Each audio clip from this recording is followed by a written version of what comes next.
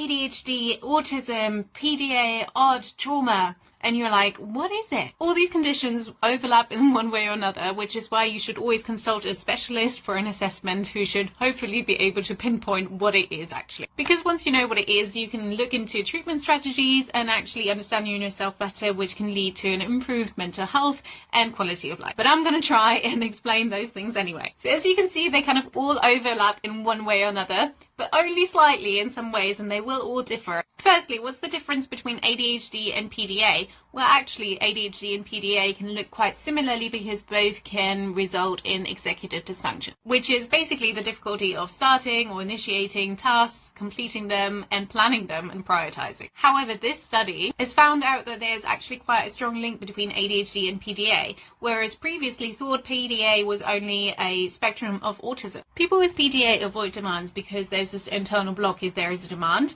that they just can't do the task. However, with odd, for example, they could technically still do the task, but they choose not to. People with ADHD also often avoid demands, but not to the same extent as it comes with PDA. Please take a screenshot because these are the key features of a PDA profile. This is from the PDA Society, and it's also acknowledging that PDA is a spectrum that can present differently in different people, like with anything. Now, on to symptoms of ADHD. There is mainly 3 different types of ADHD. One is inattentive, one is hyperactive impulsive, and one is combined.